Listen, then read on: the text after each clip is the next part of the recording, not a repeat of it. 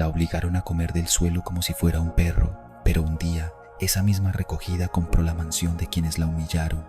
¿Quieres saber cómo una niña despreciada se convirtió en la mujer que lo cambió todo? Quédate hasta el final, esta historia te estremecerá. A sus 11 años, Clara ya había perdido más que muchos en toda una vida. La muerte de sus padres la dejó a la deriva hasta que el matrimonio Ruiz la adoptó. Eran conocidos por su generosidad y fe, y Clara creyó que por fin tendría un hogar. Pero la ilusión se desvaneció rápido. El problema no eran los Ruiz, sino sus hijos, Alexa y Román, gemelos de 12 años, rostros idénticos que escondían tras sonrisas perfectas una crueldad meticulosa. A solas, le prohibían tocar sus cosas, la empujaban sin querer y repetían como un mantra: tú no eres una Ruiz, eres una recogida. Los padres, confiados en la armonía familiar, la inscribieron en el mismo colegio. Para Clara fue esperanza, para los gemelos una afrenta. La víspera del primer día, Alexa reunió a sus amigas y anunció con dulzura envenenada: mañana, la pobrecita aprenderá cuál es su lugar. Esa noche, Clara preparó su uniforme y su mochila con ilusión, imaginando que el colegio sería un nuevo comienzo. No sabía que, a metros de allí, tramaban su humillación. Por la mañana, la señora Ruiz elogió su aspecto. Alexa y Román cruzaron miradas cómplices. En la escuela, todo parecía normal hasta que, al abrir su casillero, una nube de polvo le cayó en la cara. Tosió, mareada, mientras un grupo reía. Nadie la ayudó. Ese instante marcó el inicio. Clara comprendió que la guerra no siempre empieza con gritos, sino con sonrisas falsas y ataques invisibles, y que, si quería sobrevivir en esa casa y en esa escuela, tendría que aprender a defenderse antes de aprender cualquier otra cosa, porque a veces la primera batalla no se libra con fuerza, sino con resistencia silenciosa.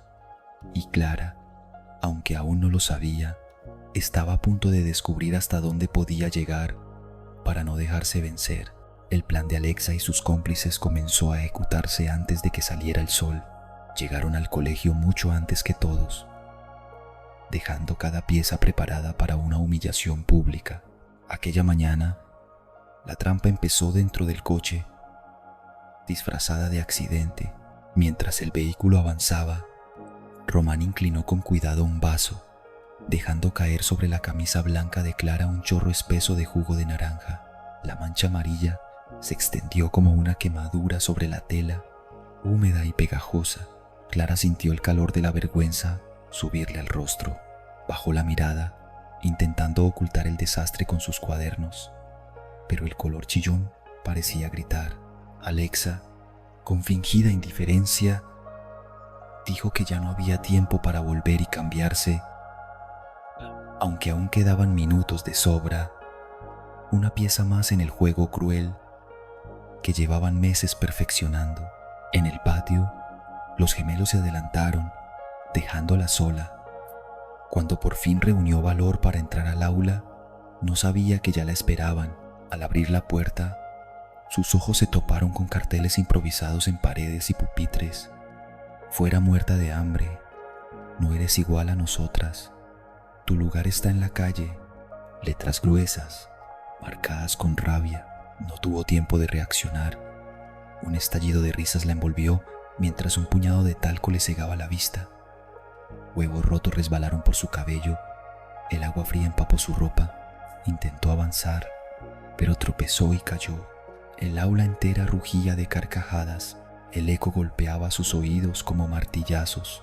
Fue entonces cuando la directora entró, con pasos duros y el ceño fruncido. Su mirada abarcó la escena. Clara, en el suelo, cubierta de polvo y restos de comida, rodeada de rostros que evitaban su mirada. Sin decir palabra, se inclinó, le tendió la mano y la levantó. En ese silencio denso, Clara apenas respiraba. Lo que nadie sabía era que, bajo aquella humillación, se encendía una llama que un día ardería con una fuerza imposible de apagar. La directora cruzó el umbral y se encontró con la escena. Carteles improvisados, colgando como cicatrices abiertas en las paredes. Mensajes que destilaban odio. Un nudo le cerró la garganta y por un instante estuvo a punto de dejarse vencer por las lágrimas. El silencio que siguió a su entrada fue tan pesado como la humillación que todavía flotaba en el aire. Con voz firme preguntó quién era responsable, pero las amigas de Alexa, leales en su crueldad, mantuvieron los labios apretados, evitando incluso mirarla. Ante aquel muro de silencio, la directora decidió castigar a toda la clase. La suspensión del receso durante varios días encendió un rencor colectivo hacia Clara. Para muchos, ella era la causa de que su libertad fuera arrebatada. El resentimiento se convirtió en una sombra que la seguía en cada pasillo. Al volver a casa, Clara pidió al personal que guardara silencio. Creía que así evitaría problemas, pero los gemelos pronto se enteraron. Con una furia helada, la arrinconaron y la amenazaron con golpearla si mencionaba algo a sus padres. No satisfechos, vaciaron su plato en el cuenco del perro y la obligaron a comer de ahí, entre risas. Luego, la arrastraron a su habitación para que limpiara cada rincón. Y después, le ordenaron lavar los baños sin guantes ni esponjas. El contacto directo con químicos abrasivos le quemó la piel, dejándole las manos rojas, agrietadas, incapaces de cerrar el puño. Esa noche, llevar una cuchara a la boca fue un suplicio. En clase, su maestra notó que no podía escribir. Al ver sus manos, preguntó con suavidad, pero Clara bajó la mirada y calló. La profesora intuyó algo grave, pero sin pruebas, no podía intervenir.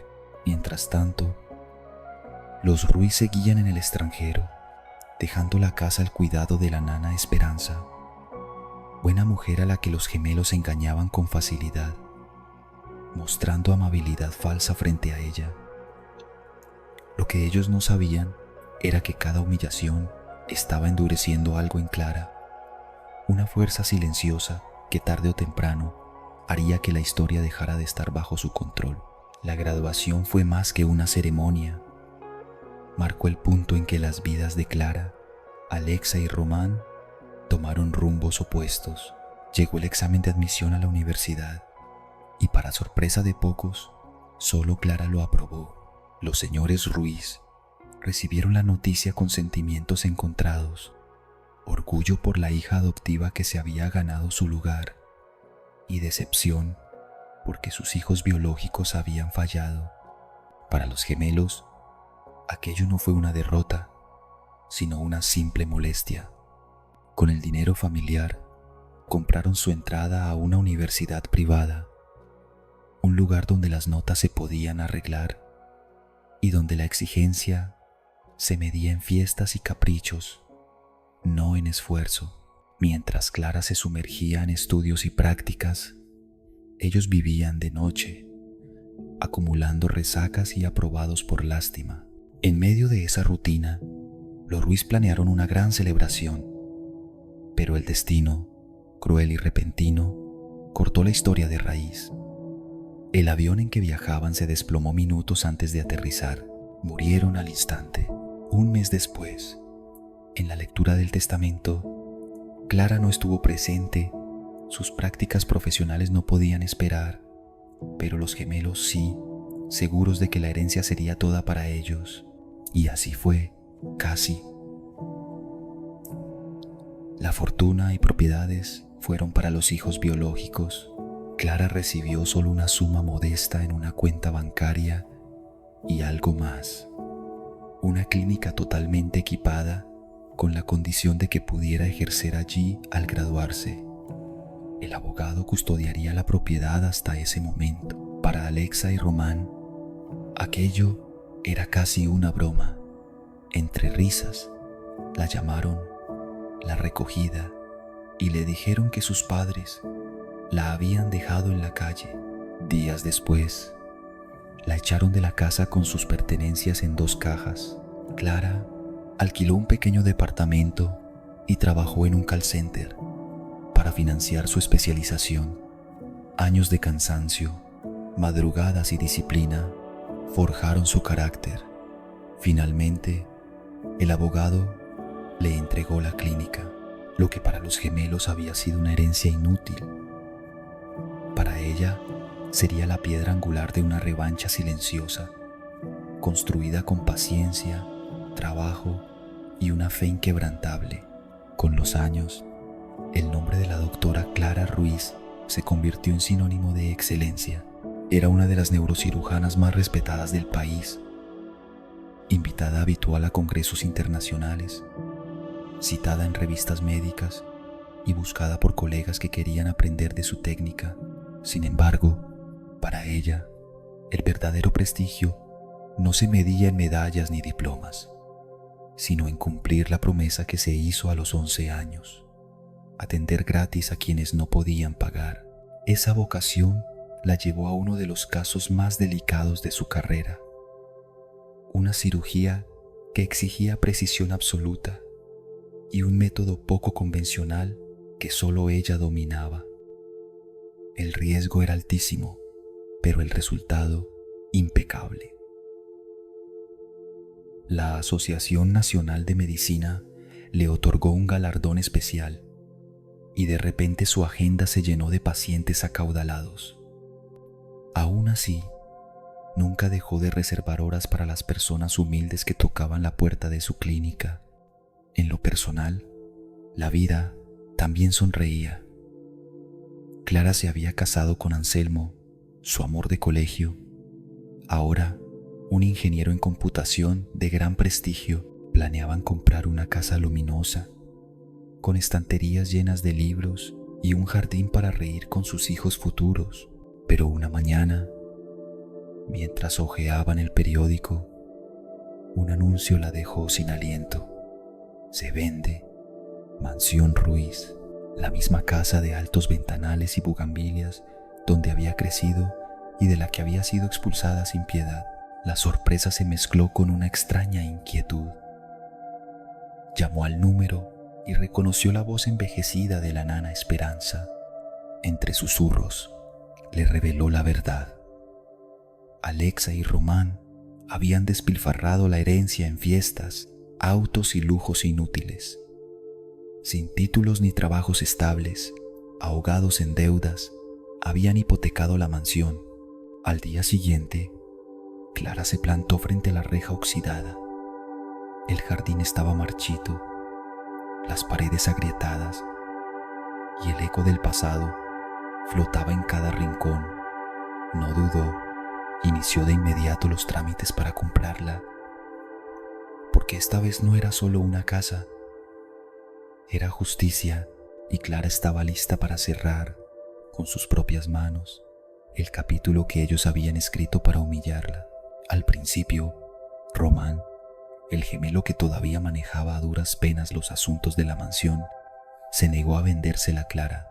Su orgullo se interponía, junto con el peso de un pasado plagado de humillaciones y resentimientos. Pero la realidad económica era una fuerza implacable. Las hipotecas vencidas, los acreedores presionando y la certeza de que no quedaba nada que empeñar. El dinero, como siempre, terminó dictando las reglas. La mansión, otrora epicentro de fiestas y símbolo de estatus, estaba irreconocible. El jardín, antes cuidado como un cuadro, era ahora un manto salvaje de maleza. Las cortinas, pesadas y polvorientas, apenas dejaban pasar la luz. El eco de los pasos resonaba en pasillos vacíos, donde solo quedaba la nana Esperanza, envejecida pero fiel, custodiando los recuerdos como si fueran reliquias sagradas. Los gemelos lo habían perdido todo. Román, arruinado por su adicción a las apuestas. Alexa, víctima de un consumismo feroz que vació hasta el último centavo de sus cuentas. Cuando Clara firmó la compra, La transformación comenzó de inmediato. Restauró techos, pulió pisos, devolvió vida al jardín y llenó cada habitación de calidez, como si quisiera curar las heridas invisibles de esa casa.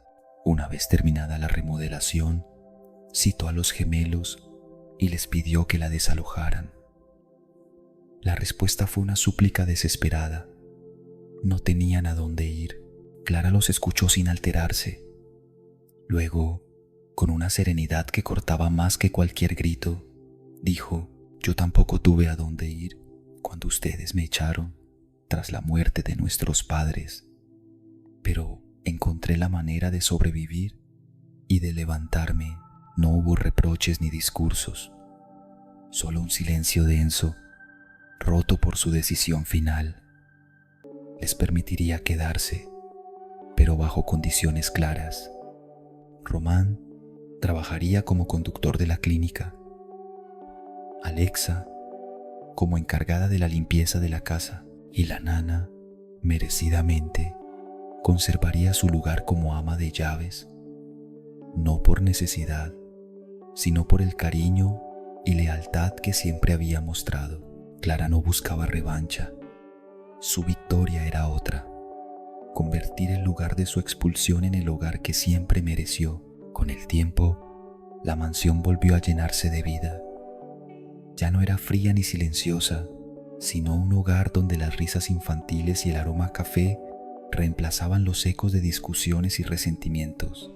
Clara, desde su despacho, observaba el jardín con la serenidad de quien entiende que la verdadera justicia no es castigar, sino transformar lo que parecía perdido. No buscaba venganza, sino cerrar el círculo con dignidad, demostrando que el perdón y los límites firmes pueden convivir.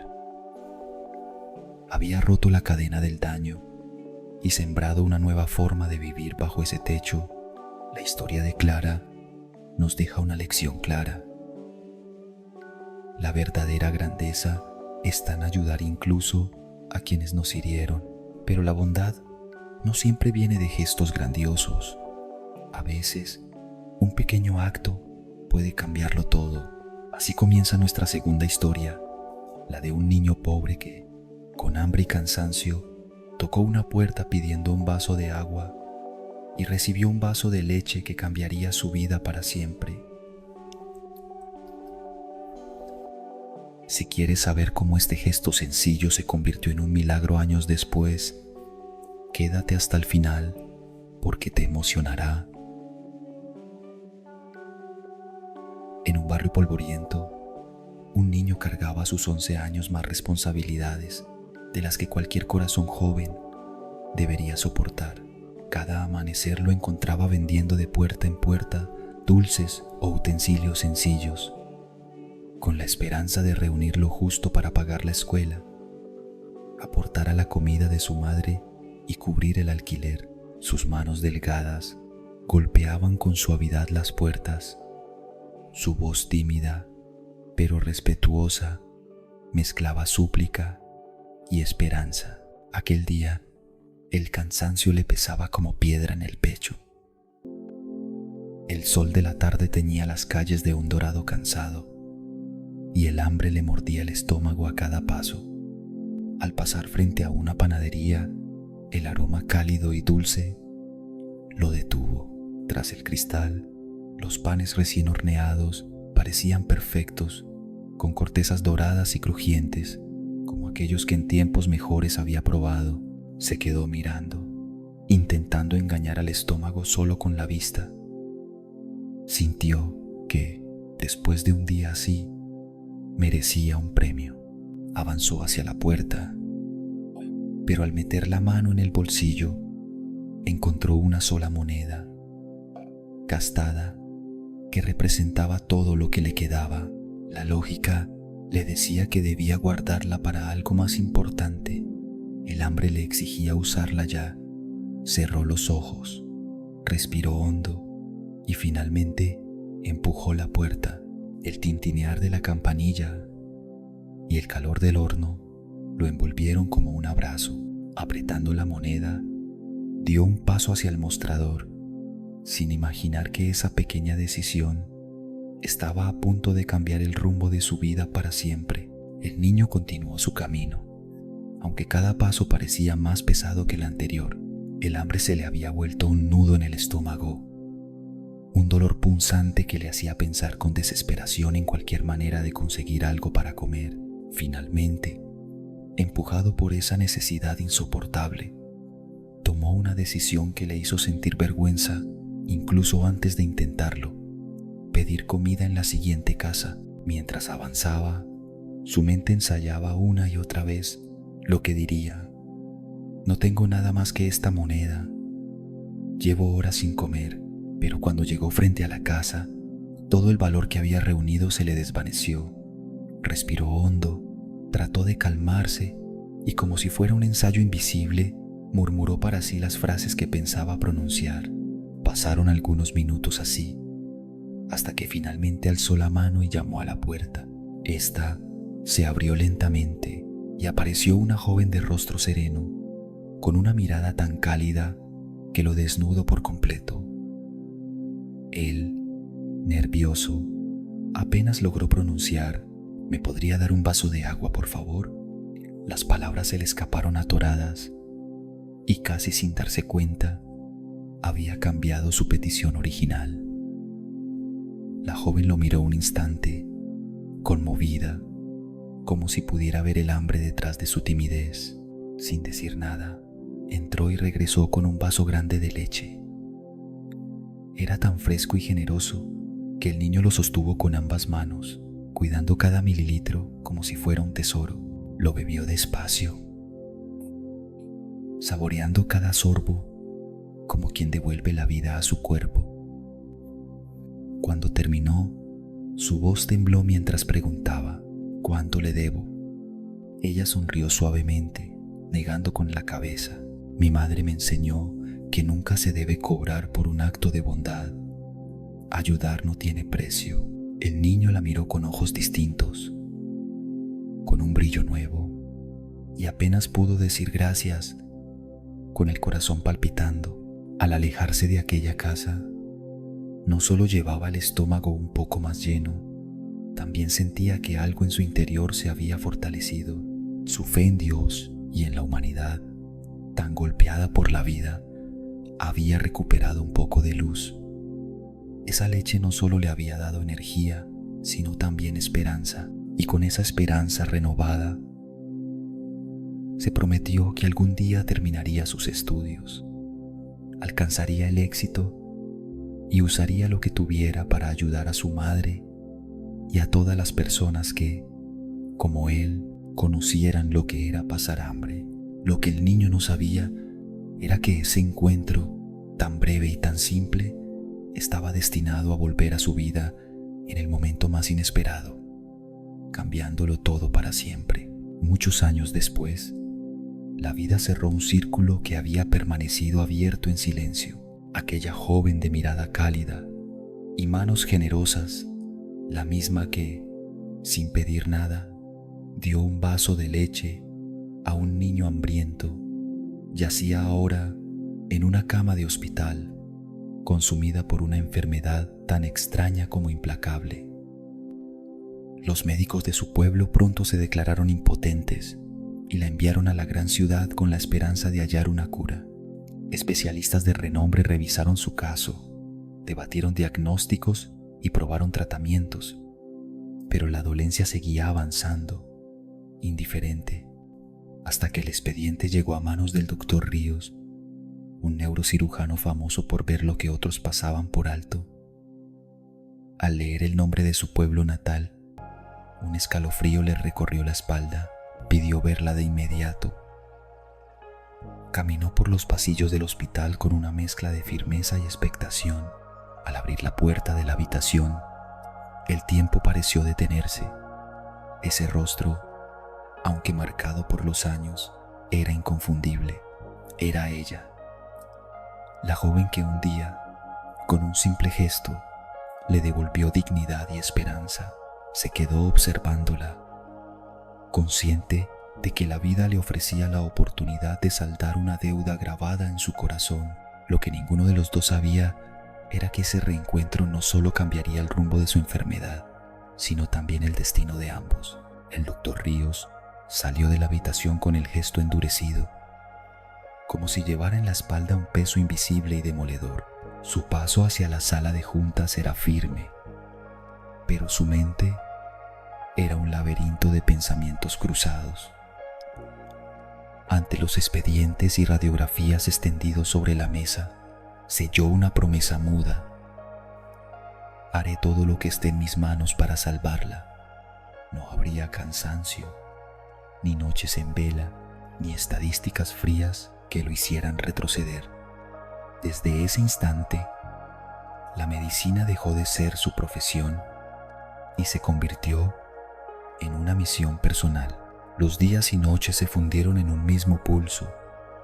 Ríos revisaba protocolos, escarbaba en bibliotecas médicas, llamaba a colegas, analizaba terapias experimentales con una intensidad casi febril, hasta que, de madrugada, el teléfono quebró el silencio de su casa. La paciente había colapsado. Un milagro evitó que muriera.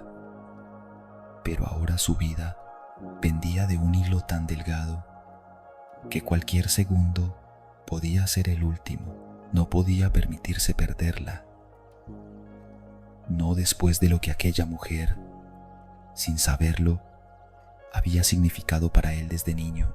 A la mañana siguiente, volvió al hospital con ojeras profundas y la determinación grabada en el rostro. Al entrar en la habitación, la imagen lo golpeó. Máquinas rodeándola, su piel casi translúcida, párpados inmóviles y un monitor cardíaco que marcaba un latido lento, casi exhausto. Un colega se acercó y con voz grave le dijo lo que todos pensaban. Tal vez prolongar el tratamiento era más crueldad que compasión. La lógica médica indicaba rendirse, pero algo en Ríos se revelaba. 2 semanas pasaron sin señales de mejora. La esperanza se le escurría entre los dedos y la sombra de la desconexión se cernía sobre su conciencia. Esa tarde, antes de decidir, se sentó junto a ella, la observó en silencio y luego, con voz apenas audible, le habló. Ella no sabe quién eres, pero tú me enseñaste que la esperanza puede caber en un gesto tan pequeño como un vaso de leche. No podemos rendirnos ahora, sin saberlo. En ese momento comenzó a cerrarse un círculo que el destino había dibujado años atrás, cuando un niño hambriento entendió que un acto de bondad podía cambiarlo todo. Ríos estaba a punto de levantarse, resignado a que esa sería quizá la última vez que la vería con vida. Pero, justo después de pronunciar aquellas palabras que apenas eran un hilo de aliento, ocurrió algo tan sutil que dudó de su propia vista. Uno de los dedos de la mujer se movió, un temblor mínimo, pero lleno de significado. Él se quedó inmóvil, conteniendo la respiración, y sintió un estremecimiento recorrerle la espalda. No todo estaba perdido. Después de semanas de inmovilidad absoluta, ese gesto era un grito silencioso. Ella no quería morir. Había dentro de su frágil cuerpo una voluntad feroz, tan obstinada como la suya, que se aferraba a la vida con uñas y dientes. Ríos sonrió y en su pecho algo volvió a encenderse. Ahora no solo creía que podía salvarla, lo sabía, y esa certeza se convirtió en un juramento que no pensaba romper. Pero la esperanza rara vez avanza sin obstáculos. Una semana después, el director del hospital lo convocó a su oficina. Con tono frío y burocrático, le explicó que según los pronósticos, la probabilidad de que la paciente sobreviviera era inferior al 2%. Desde la perspectiva administrativa, continuar era un gasto inútil. Proponía desconectarla. El estómago de Ríos se contrajo. No podía permitirlo. Le rogó al director que le diera unos días más, asegurando, aunque sin pruebas, que ella despertaría. No sabía si era fe, obstinación o locura, pero necesitaba ganar tiempo. Contra todo cálculo, el director accedió. Era un todo o nada, la última ficha de una partida decisiva. Y entonces, apenas unas horas después, sucedió lo que muchos llamarían un milagro. La mujer abrió los ojos, su respiración se estabilizó, el color volvió a sus mejillas y en su mirada brilló una chispa de conciencia. La enfermedad se dio tras una larga batalla. Ríos había cumplido su promesa. Mientras la observaba recuperarse, supo que no solo había salvado un cuerpo, sino un alma con mucho por vivir. Lo que ignoraba era que la verdad más impactante aún estaba por revelarse y que cambiaría para siempre el sentido de aquella lucha. 2 semanas después de su recuperación, la mujer había vuelto a caminar por el pasillo con paso firme, la piel recobrando su calor natural y la voz dejando atrás el temblor de los días de dolor. Las mejillas, antes pálidas, ahora tenían un suave tono rosado que hablaba de vida. Ríos, observándola desde la puerta, sintió esa satisfacción silenciosa que solo conoce quien ha visto a un paciente volver de la frontera entre la vida y la muerte. Esa misma tarde, solicitó a la oficina administrativa la cuenta final. Cuando el sobre llegó a sus manos, lo abrió con calma. El número impreso en la hoja era elevado, el tipo de cifra que haría fruncir el ceño a cualquier otro. Pero Ríos no frunció el ceño. Sonrió con una ternura que iluminó su rostro. Tomó su pluma, inclinó el papel y escribió unas pocas palabras al pie de la hoja. Luego dobló el documento y pidió que se lo llevaran a la habitación de la paciente. Minutos después, la enfermera entró y se lo entregó. La mujer lo tomó con manos temblorosas. Durante unos segundos no se atrevió a abrirlo. Su mente regresó al peso de las deudas, al eco de las puertas que tuvo que cerrar, a las pertenencias que vendió para pagar los tratamientos de su madre, tratamientos que no pudieron salvarla.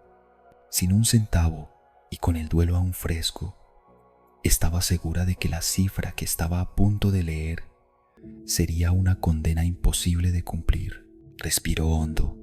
Con un movimiento lento, desplegó el papel y sus ojos buscaron instintivamente el número.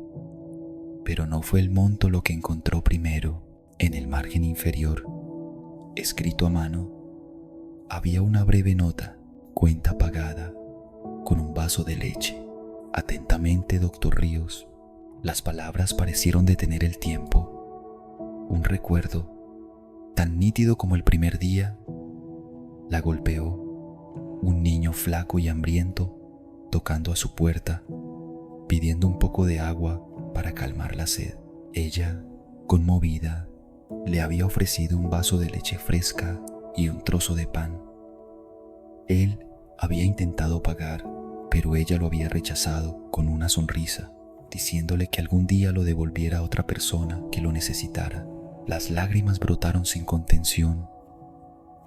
La hoja temblaba en sus manos mientras comprendía que el hombre que había salvado su vida era aquel mismo niño, ahora convertido en médico. Apretó la factura contra su pecho, sintiendo que algo en su interior se cerraba con suavidad, como una herida que por fin cicatriza. Entendió, con la certeza que solo dan las experiencias vividas, que los actos de bondad, por pequeños, simples o anónimos que parezcan siempre, encuentran el camino de regreso, y aquel vaso de leche, ofrecido tantos años atrás, acababa de volver transformado en la oportunidad de seguir viviendo. Y así concluye esta historia, que nació en medio del hambre y floreció en la esperanza. Lo que para muchos habría sido un gesto insignificante, un simple vaso de leche ofrecido sin condiciones, se convirtió en la semilla silenciosa que, con el paso de los años, germinó en una vida entera dedicada a sanar y a devolver, multiplicado lo que un día se recibió sin pedir nada a cambio. La historia de aquel vaso de leche nos recuerda que un acto de bondad, por pequeño que parezca, puede volver multiplicado y a veces salvar una vida.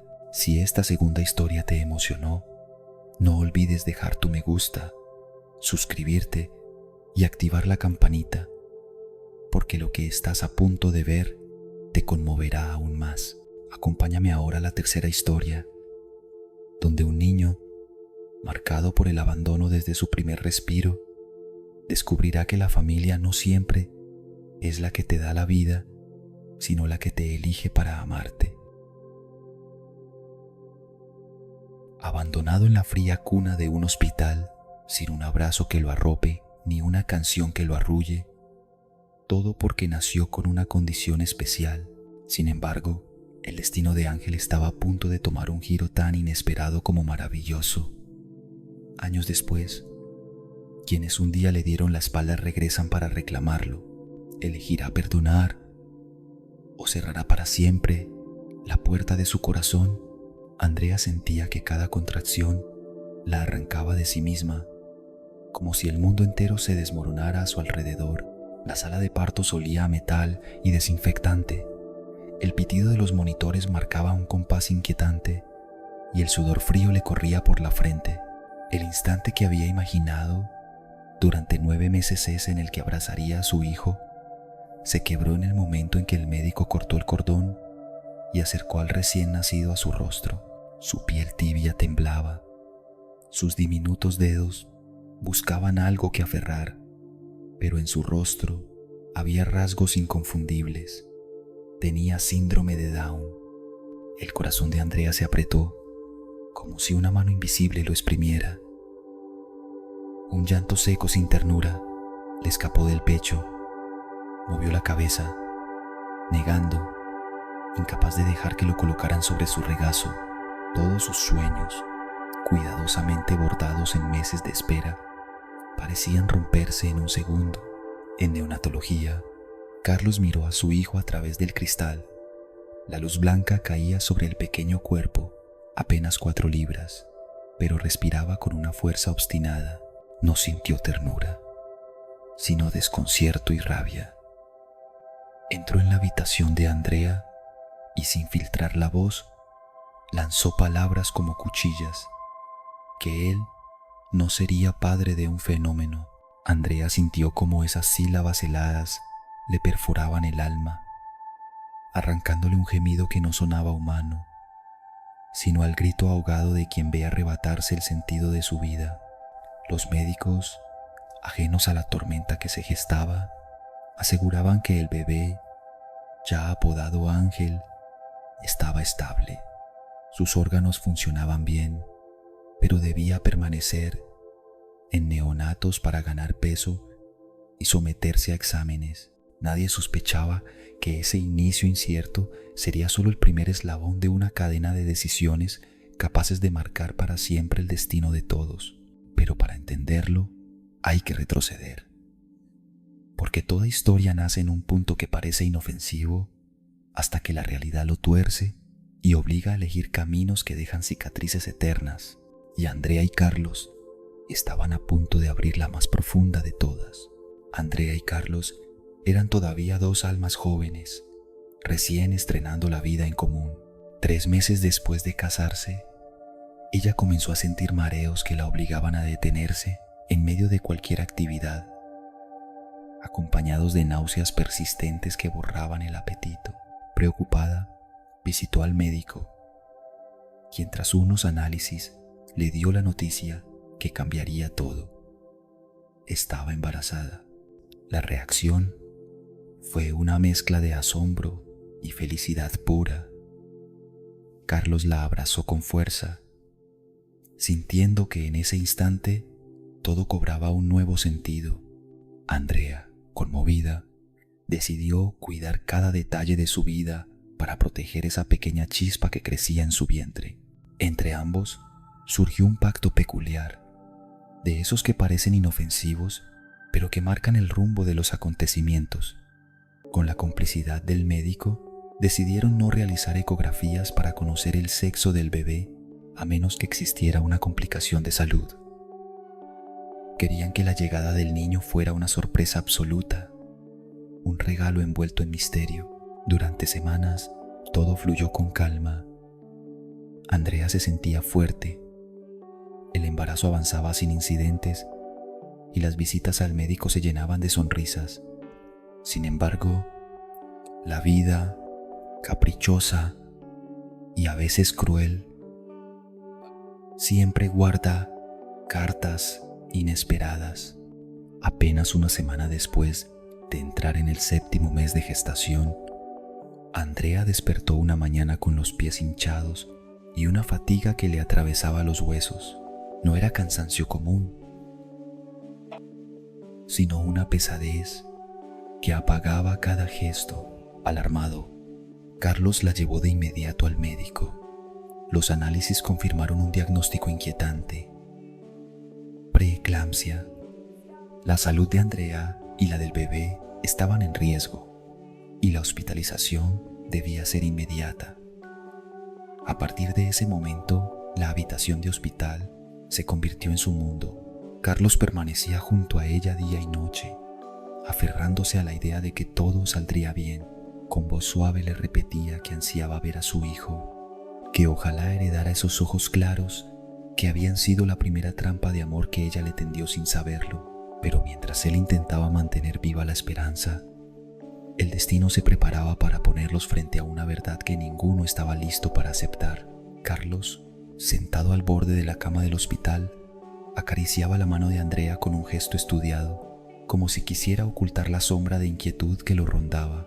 Con voz suave, casi hipnótica, le prometía que todo saldría bien, que su hijo sería hermoso, que llenaría sus vidas de dicha porque había sido concebido con amor y fuego. Andrea lo escuchaba con una mezcla de alivio y temor, aferrándose a esas palabras como quien se agarra a una cuerda en medio del naufragio. Pero la semana siguiente todo se quebró. Las contracciones llegaron demasiado pronto, como golpes traicioneros que no daban respiro. En la confusión de la urgencia, un médico apartó a Carlos para susurrarle una verdad que le heló la sangre. El bebé nacería con una malformación. La respuesta de Carlos fue tan fría como fulminante: yo no seré el padre de un fenómeno. Andrea sintió ese puñal hundirse en lo más hondo. Horas después, mientras Carlos buscaba refugio en la penumbra ruidosa de un bar, el teléfono vibró insistentemente. Al contestar, la voz de Andrea sonó extrañamente calmada. Le dijo que el bebé había muerto, que su corazón no se había formado bien y que, más adelante, podrían tener hijos sanos. Carlos, en vez de derrumbarse, dejó escapar un grito de alivio, como si acabara de liberarse de una condena. Prometió ir por ella, pero Andrea lo detuvo. Ya estaba en casa. Confundido, condujo a toda velocidad hasta encontrarla impecable, maquillada, vestida como si nunca hubiera parido. Se abrazaron con efusividad, se besaron para borrar cualquier rastro de tragedia y retomaron su vida como si aquel niño jamás hubiera existido. Carlos no preguntó por los restos y Andrea no ofreció explicaciones. A su familia repitió la versión ensayada, que el cuerpo había sido donado al hospital para estudios médicos. Pero en los pasillos fríos de neonatología, lejos de esa fachada de normalidad, comenzó a correr un rumor inquietante. Hablaban de una mujer que se marchó sin el alta, dejando tras de sí a un recién nacido solo, envuelto en mantas demasiado grandes para su diminuto cuerpo. El rumor comenzó como un murmullo tímido entre pasillos, pero pronto se volvió imposible de ignorar. Una madre había abandonado el hospital sin recibir el alta, dejando a su recién nacido en la fría cuna de neonatos. Nadie la vio marcharse, pero todos intuían lo mismo. No volvería. Los días se estiraron hasta convertirse en semanas, y Ángel, nombre que las enfermeras le dieron con cariño, seguía allí, sostenido únicamente por el calor artificial de la incubadora. Era un bebé fuerte, con una mirada viva, pero su espacio siempre estaba vacío de visitas, mientras otros niños eran acunados, envueltos en canciones y sonrisas. Él lloraba sin que nadie lo meciera, ninguna voz le susurraba, ninguna mano conocida lo protegía. Fue en una de esas jornadas grises, cuando el destino irrumpió. Una mujer de porte elegante y andar sereno cruzó la puerta de neonatología. Mercedes de Alburquerque, esposa del influyente ministro Antonio Alburquerque, acababa de dar a luz a su hija y caminaba acompañada de su marido y 2 discretos guardaespaldas. Sus ojos, cansados pero atentos, se posaron en el pequeño que yacía solo. Preguntó por su familia. El jefe de sala, con cautela, relató la verdad sin mencionar nombres. El bebé llevaba 2 meses sobreviviendo gracias al esfuerzo del personal que compraba su leche y pañales de su propio bolsillo. Mercedes llevó una mano a sus labios, intentando contener el nudo que le cerraba la garganta. Por un momento olvidó que había venido a ver a su propia hija. Regresó junto a su cuna, pero su corazón ya estaba inquieto. Ángel se había quedado en su mente, y la idea de que aquel niño fuerte y silencioso no tuviera un hogar comenzó a prender en ella como una llama. Lo que Mercedes no podía saber era que ese instante de compasión sería el primer paso hacia una decisión que transformaría no solo la vida de Ángel, sino la de toda su familia. Desde aquel día, el ministro Antonio Alburquerque y su esposa, Mercedes, asumieron al pequeño Ángel como si siempre hubiera pertenecido a ellos.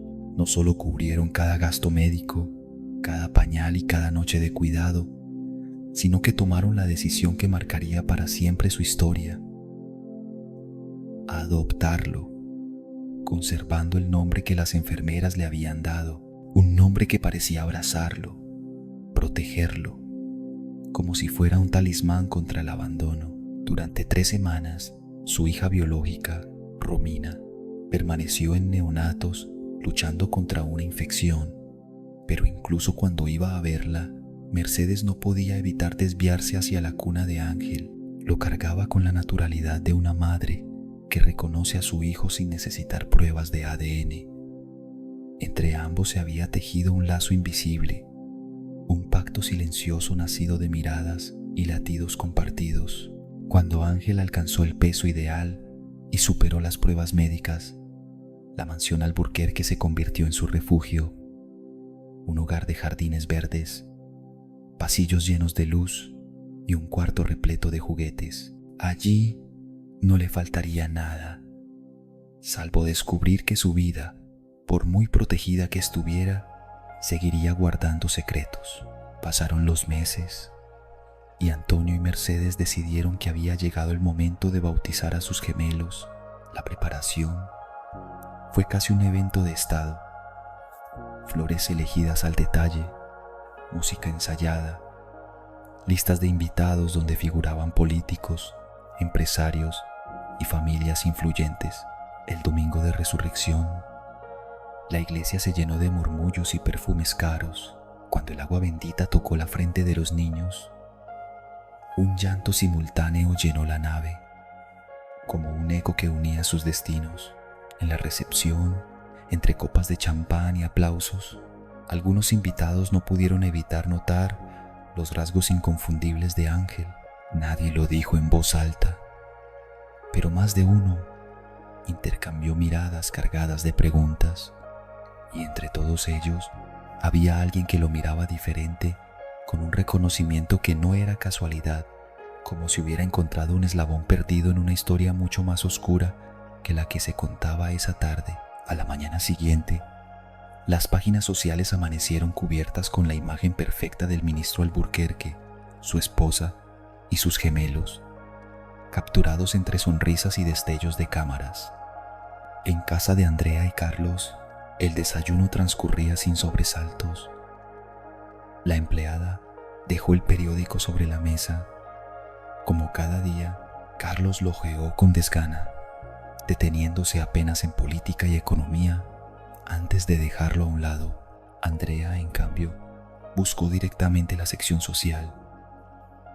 Sus ojos pasaban rápido por las fotos hasta que se congelaron. Allí estaba, el niño en brazos de Mercedes, con unos ojos celestes que parecían atravesar el papel y clavarse en su pecho. Sintió que el suelo se le movía, el color abandonó su rostro, un nudo le cerró la garganta, se levantó bruscamente y corrió a su habitación. Carlos, desconcertado, la siguió y golpeó la puerta sin obtener respuesta. Dentro, Andrea se dejó caer en la cama, incapaz de apartar esa mirada de su mente.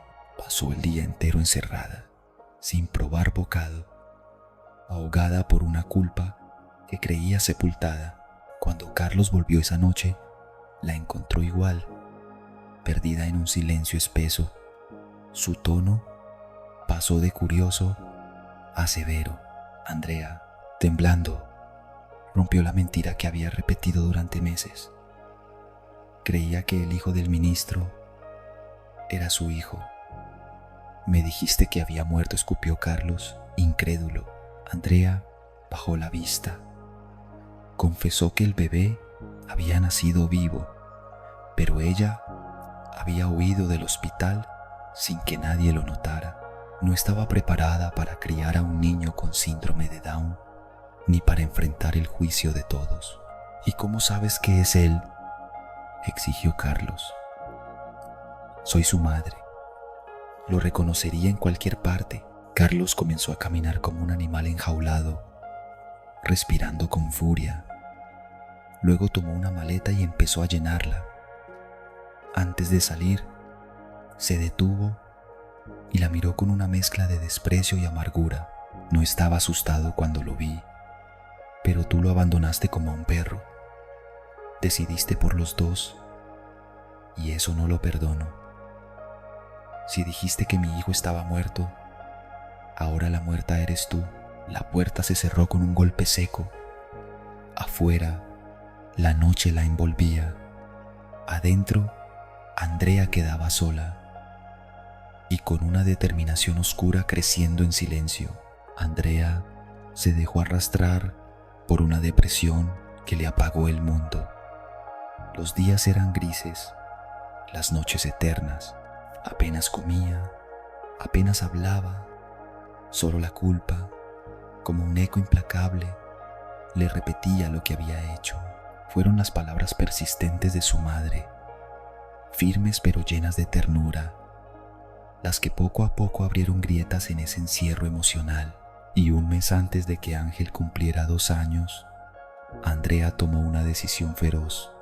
Lo recuperaría, aunque tuviera que atravesar un infierno. Su oportunidad llegó a través de su padre, empleado de confianza en uno de los hoteles del ministro Alburquerque. Gracias a él, consiguió una cita con Antonio y Mercedes, presentada como un simple café por respeto a la lealtad del trabajador. El día acordado, Andrea llegó con el corazón golpeándole el pecho. La mansión imponía. Jardines impecables, ventanales que dejaban entrar la luz dorada de la tarde. Al cruzar la sala, lo vio.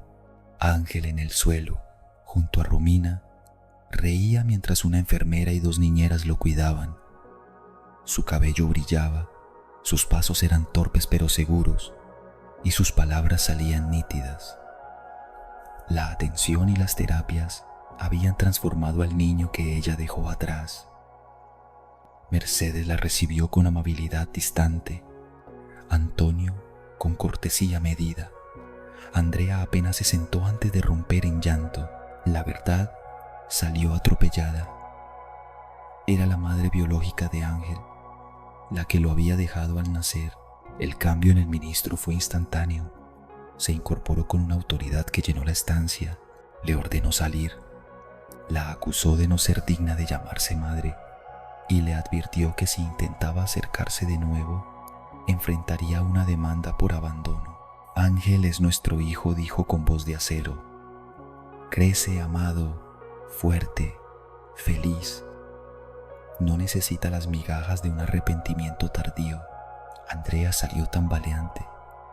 Cada paso la alejaba de la mansión y de la única oportunidad de redención que creía tener. Afuera, el aire fresco no podía borrar el peso que le rompía por dentro. Meses después, los titulares de los periódicos sacudieron la memoria de todos.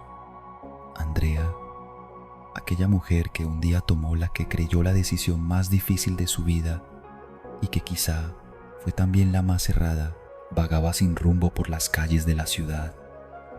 Su ropa, antes impecable, ahora era un recuerdo raído de un pasado mejor.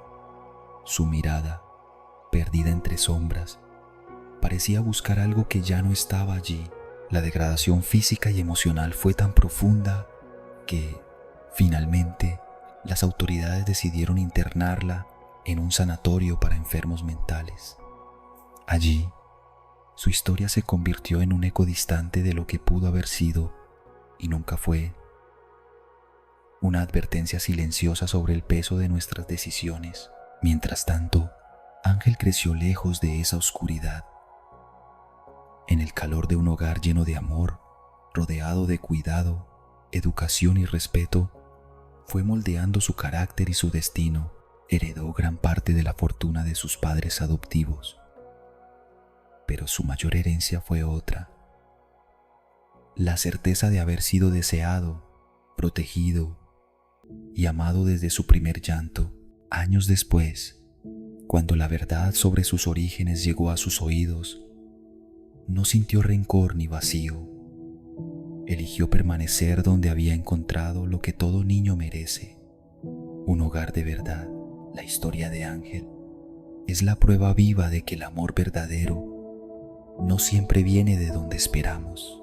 A veces, quienes nos dan la vida no son capaces de cuidarla, y son otros, con un corazón dispuesto y manos abiertas, quienes nos regalan un futuro. El abandono dejó una herida en su historia, pero no definió su destino. Al contrario, fue el inicio de un camino donde la bondad, la empatía y la voluntad de criar sin condiciones hicieron toda la diferencia, porque ser padre o madre no se trata solo de la sangre, sino del compromiso diario de proteger, educar y amar. Y esta historia nos recuerda que, aunque no podemos elegir dónde comenzamos, siempre hay personas dispuestas a ofrecernos un nuevo hogar. Y que, a veces, el mayor acto de amor es simplemente quedarse. 3 historias, 3 caminos distintos, pero un mismo mensaje. La bondad, la perseverancia y el amor verdadero siempre dejan huella. Clara, el niño del vaso de leche, y el pequeño Ángel nos recuerdan que cada decisión puede cambiar un destino. Si estas historias te emocionaron y te hicieron reflexionar, apóyanos con un me gusta para que más personas puedan descubrirlas. Suscríbete al canal y activa la campanita para que YouTube te avise cada vez que publiquemos un nuevo video lleno de historias inspiradoras y conmovedoras. Y no te quedes aquí. Explora nuestras listas de reproducción para encontrar más relatos que tocan el alma, desde historias de superación hasta actos de bondad que cambian vidas. Recuerda, cada clic, cada comentario y cada vez que compartes, nos ayudas a seguir trayendo contenido que nos recuerda que aún existe la esperanza y la humanidad.